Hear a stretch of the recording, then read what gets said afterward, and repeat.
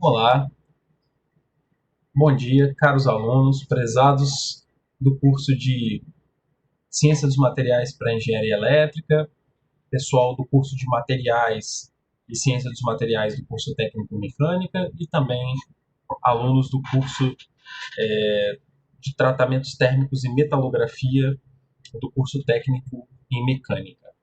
Pessoal, essa é a continuação da nossa aula de transformação de fases, ok? Estamos na parte 3, né, na parte C dessa nossa aula. E para a gente se situar novamente no que estávamos estudando, eu vou relembrar vocês mais ou menos o que a gente viu na parte A e na parte B, que foram as duas partes anteriores da aula, né? Nas últimas 2 semanas. Nós vimos o seguinte, né? Vimos um pouquinho sobre o processo de nucleação, né? Como é que os novos núcleos de uma nova fase eles começam a se formar.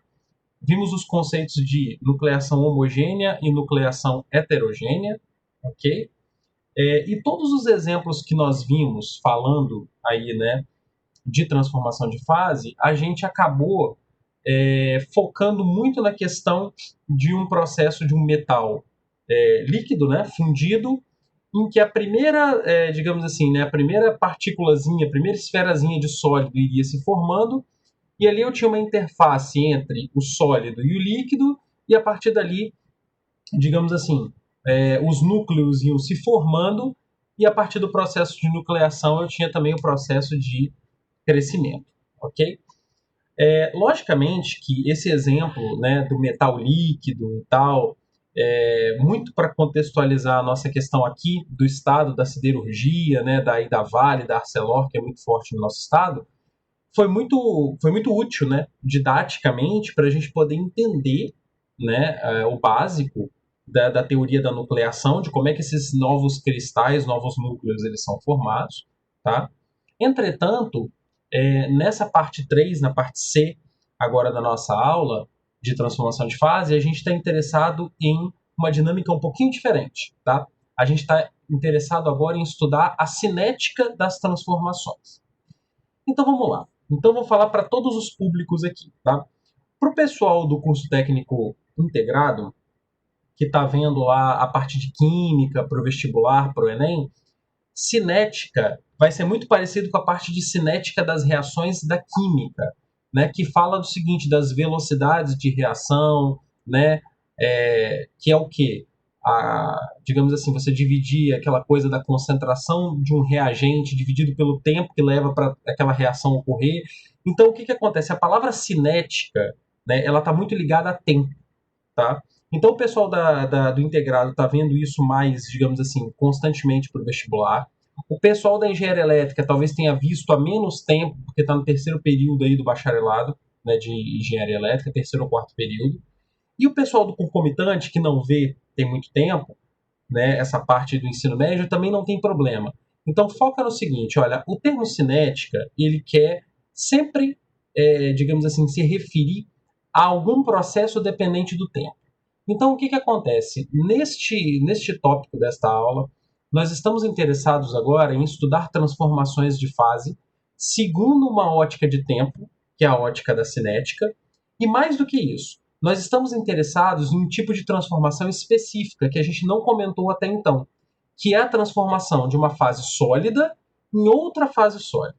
Então aqui não vai existir mais aquela coisa da troca de fase, do líquido para o sólido, igual eu estava usando aquele exemplo para ilustrar nas primeiras duas aulas. Aqui eu já vou usar diretamente uma lógica de transformação de uma fase sólida 1 em uma fase sólida 2 qualquer, tá bom? Então, o que acontece? Vamos dar uma olhada então direitinho no que é essa transformação de fase, no que é essa dependência do tempo, essa cinética, como é que essas coisas elas se encaixam na nossa compreensão, ok? Então vamos lá. Bem, esse tipo de curva que vocês estão vendo aí, né, nesse gráfico é chamada de curva S, tá? E esta curva S, né, formada por essa equaçãozinha aqui, ó, 1 menos exponencial de menos kt elevado a n, ela é chamada, né, na nossa literaturazinha, nos nossos livros da nossa área de ciências dos materiais, de equação de Avram, ok? Parece complicado no início, você olha a matemática assim um pouco antipática, mas o que está acontecendo aqui? Na verdade, está acontecendo o seguinte, tá? Eu estou fazendo um gráfico, nada mais do que um gráfico de uma função, onde aqui no eixo y eu tenho a fração transformada em percentual, ou seja, o quanto que já se transformou da fase A em fase B, e aqui eu tenho o tempo, só que em escala logarítmica, ok? Então, o log do tempo. Então, o que acontece? Veja, aqui eu tenho até um pontozinho marcado, pontilhado em azul, que seria o quê? Seria o tempo necessário, né, ou o log desse tempo, no caso aqui, para que 50%, né, do meu componente A, né, da minha fase A, se transforme em fase B. Ok? Então, esse é um tempo de meia transformação que a gente chama assim. Tá?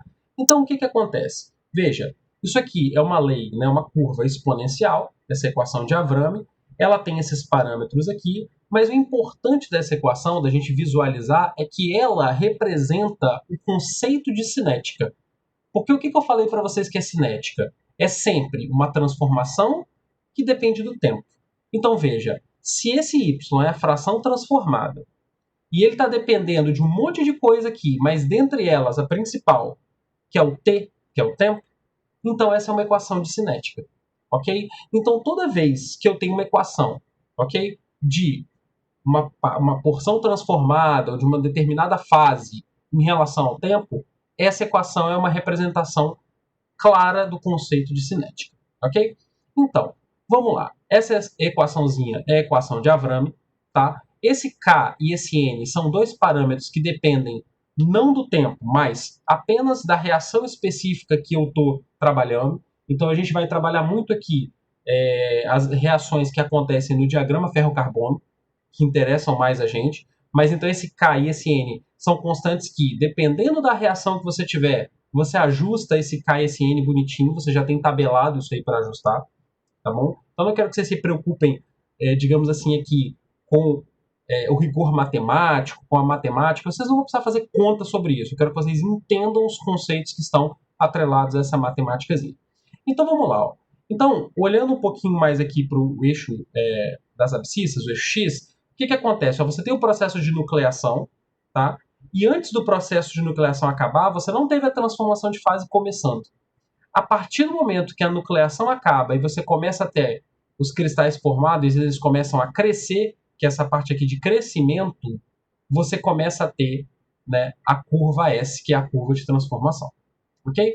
Então vamos lá. Como é que eu meço a velocidade dessa curva de transformação? Ou seja, como é que eu sei se essa transformação ela é lenta ou ela é rápida? Normalmente eu faço o seguinte, olha, eu pego o tempo necessário para ter transformado metade da minha fração de fase A em fase B, que seria esse tempo de meia-vida que eu falei com vocês, esse tempo 0,5, e eu calculo essa taxa da transformação pelo inverso desse tempo. Então eu pego 1 dividido por esse tempo de meia transformação, ok? Então é através dessa taxa, né, desse rate aqui, que na verdade é taxa, que eu vejo se a minha transformação ela é lenta ou ela é rápida, ok? Então vamos lá. O que a gente aprendeu nesse slide? Espera que deu uma distorcidinha aqui, deixa eu só voltar o meu vídeo ao normal. Vamos lá, acho que voltou.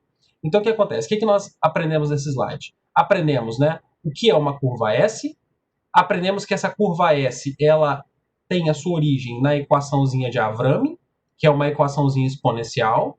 Aprendemos que essa equação, basicamente, ela representa o conceito de cinética, porque a fração transformada da fase está em função do tempo, por isso que ela representa a cinética. E aprendemos que ela tem dois parâmetrozinhos K e N que dependem da reação específica que eu estou trabalhando. E também aprendemos que eu consigo calcular a taxa, né, que seria tipo o indicativo da velocidade dessa transformação, pegando o inverso do tempo de meia transformação. Ok? 1 sobre o tempo de meia transformação. Beleza, vamos lá. Vamos prosseguindo com a nossa lógica aqui. Ok? Então, o que acontece? Aqui eu só estou, digamos assim, confirmando aquelas informações. Então, isso aqui tudo a gente já viu. Tá? E eu tenho alguns tópicos importantes para a gente discutir no decorrer da aula. Então, vou comentar rapidamente alguns deles com vocês. Tá? Primeiro deles, limitação dos diagramas de fase em relação ao tempo de duração das transformações.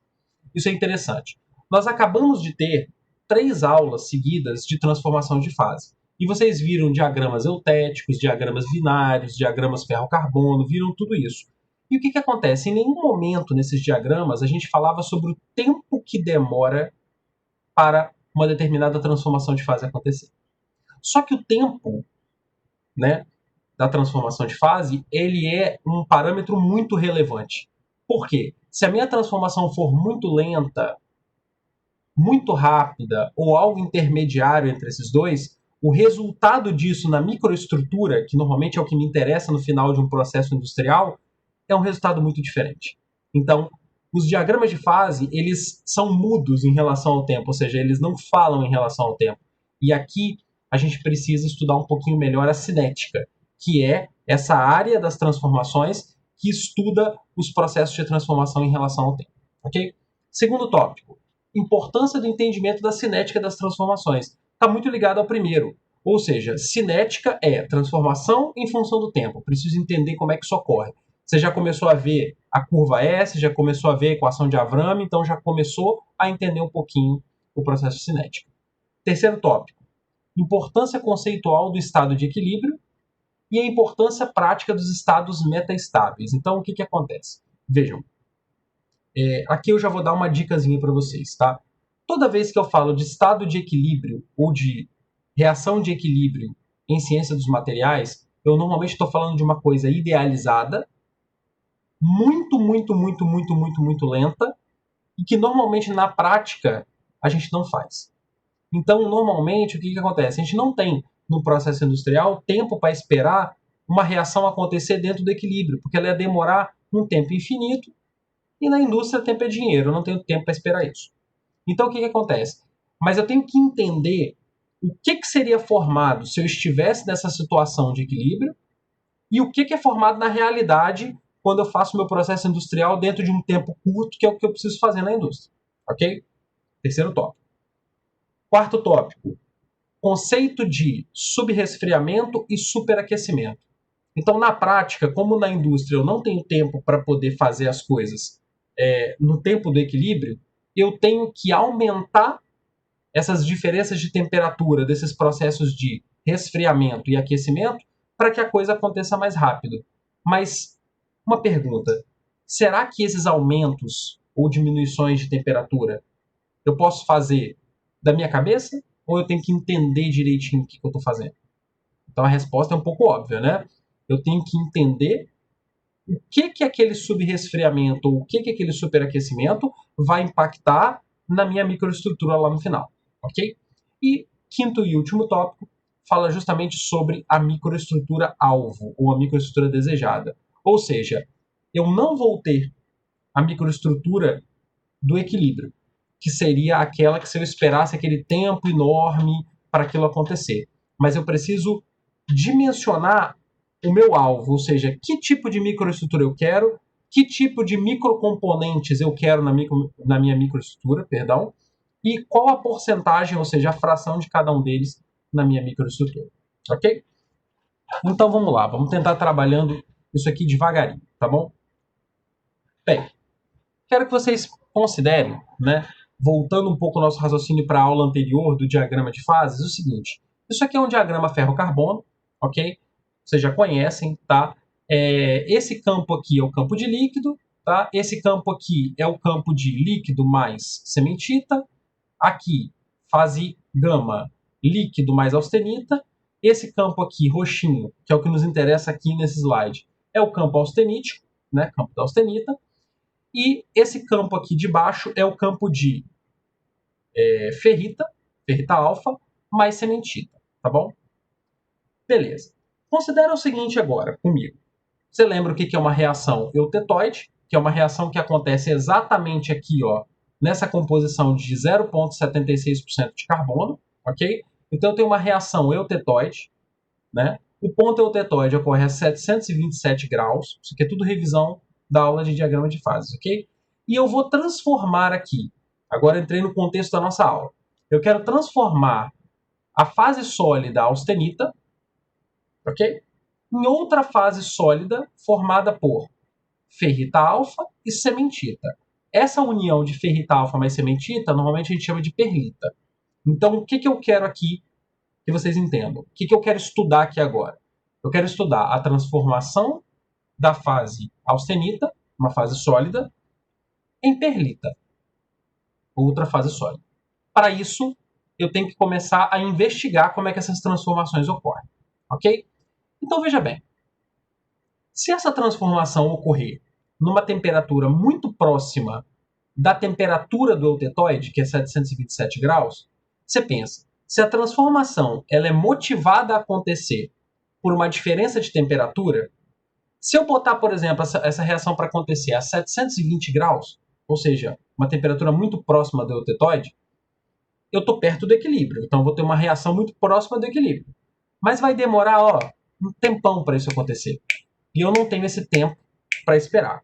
Então, o que eu vou fazer? Normalmente, eu pego e diminuo essa temperatura. Faço um sub-resfriamento. Então, vamos supor que eu pegue uma temperatura bem mais baixa. Por exemplo, 600 graus aqui, para isso aqui acontecer. Então, veja só. Se eu pego 727, que é a temperatura do eutetoide, e diminuo, subtraio, essa minha temperatura que eu coloquei a minha reação de transformação de fase para acontecer, 600 graus, eu tenho um ΔT, uma diferença de temperatura, de 127 graus. Esse é o meu subresfriamento. Ok? Então, na prática, o que acontece? A gente coloca essa temperatura para acontecer numa temperatura mais baixa do que a temperatura do eutetoide. Então, a transformação de fase sempre vai ocorrer, né, na prática, subresfriada. Ok? Bem, então vejamos. O que nós temos aqui? Né? Só para nos localizarmos de novo. Austenita se transformando em perlita, que no caso é a soma de ferrita alfa mais cementita. Vamos lá, vamos seguir. Então, o que acontece? Nesta reação específica, né, da austenita, né, se transformando em ferrita mais cementita, eu disse para vocês que a temperatura ela influencia nesse tempo que essa transformação demora para ocorrer. Então, justamente esse gráficozinho desse novo slide, ele mostra isso. Então, veja bem, se eu fizer aquela minha reação, tá, a 675 graus Celsius, está abaixo da temperatura do eutetoide, ou seja, tem um certo subresfriamento aqui, ok? O tempo que ela demora para ocorrer, ok? Você coloca na escalinha aqui, ó. Ela vai vir de 0 até mais ou menos aqui, ó, 10 a terceira. Vamos aproximar aqui. Se eu faço um subresfriamento maior, ou seja, abaixo um pouquinho mais a temperatura, ó, 650 na curvinha azul, eu demoro um tempo, ó, do 0 até aqui, ó, final da reação é aqui, ó, um tempo muito menor, tá vendo?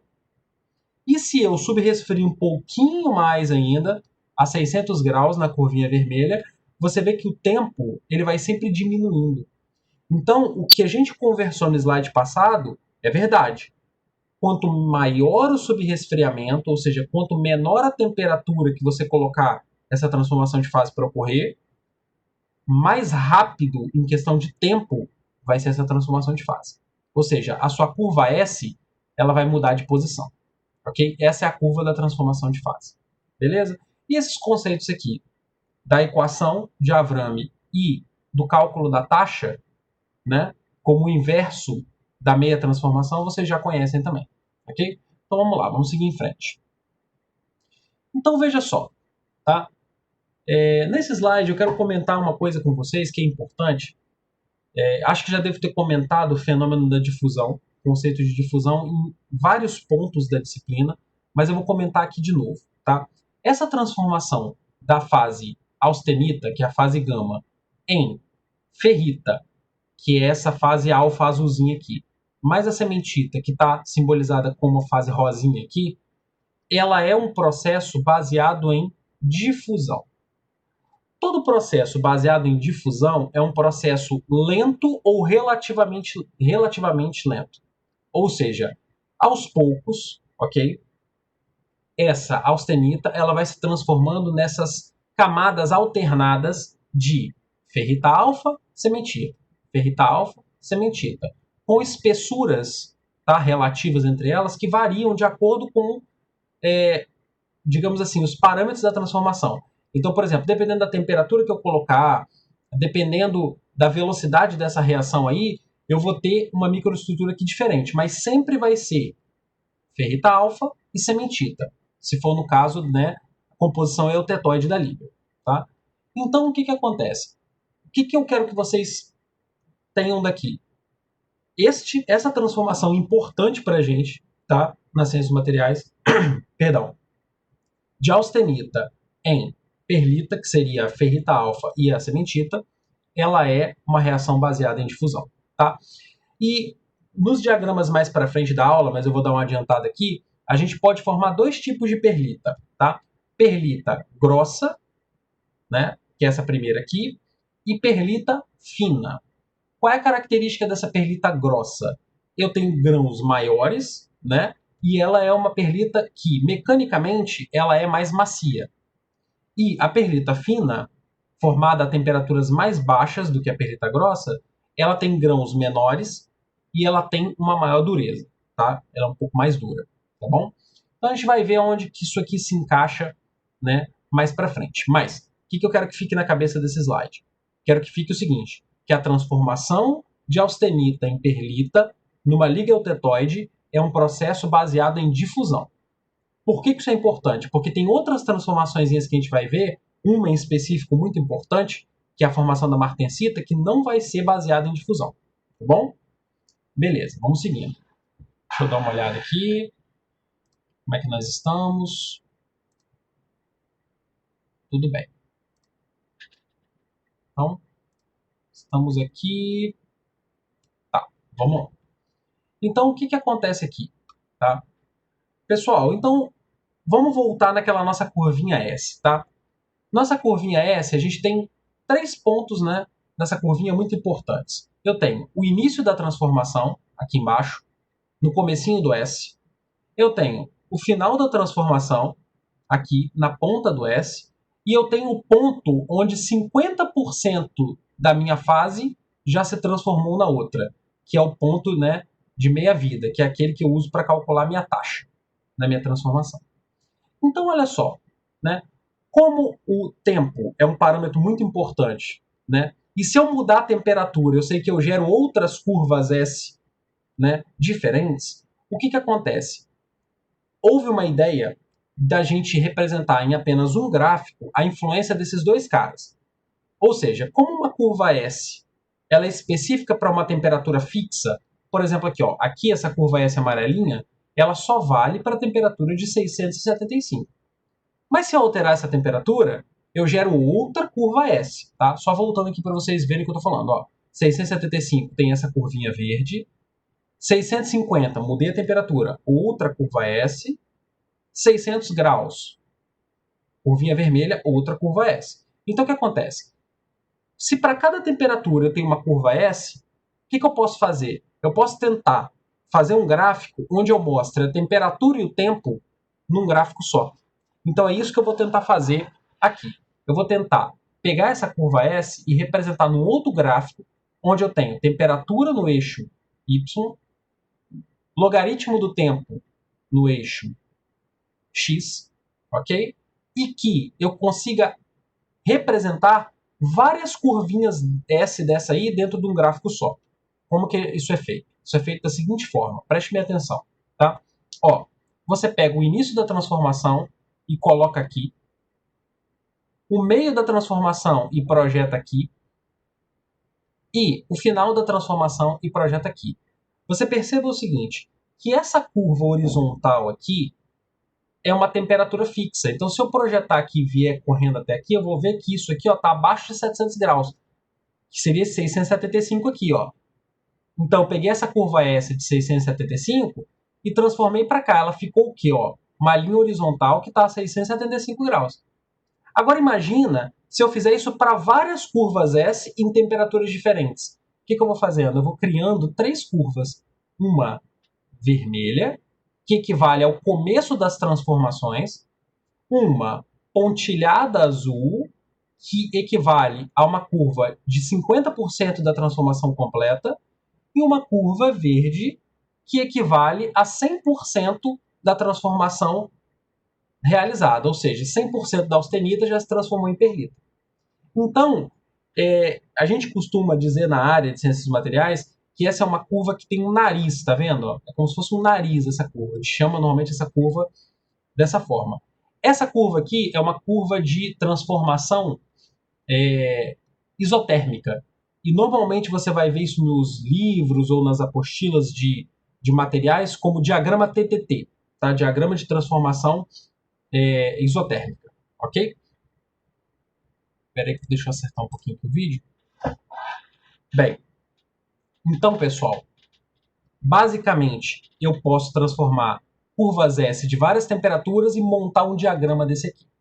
O que esse diagrama ele me diz? Tá? Para a gente encerrar essa parte C ou parte 3 da nossa aulinha. Ele diz o seguinte, ó, aqui nessa linha aqui horizontal tracejada, está marcado ó, um pouquinho acima de 700 graus, 727, que seria a temperatura do eutetoide, lá do diagrama ferro-carbono. Então o que acontece? Acima dessa temperatura, tudo é austenita estável, ou seja, fase austenita 100%. Quando eu começo a descer da temperatura do eutetoide, eu começo a ter uma tendência a transformar de fase. Então, o que acontece? Vejam, tá? Esse gráfico, então, ele traz como que essa transformação vai acontecer, tá? Então, eu quero que vocês percebam o seguinte, ó. Se eu tiver uma transformação ocorrendo a 600 graus, por exemplo, seria só eu vir aqui e traçar uma linha horizontal aqui, e eu teria um ponto aqui do começo da transformação, um ponto aqui onde metade da austenita já transformou em perlita, e esse ponto aqui onde 100% da austenita já virou perlita. E esse tempozinho, ó, se você projetar esse tempo aqui no eixo X, ó, é um tempo pequeno, tá? Isso com 600 graus, ou seja, você está bem abaixo da temperatura do eutetoide.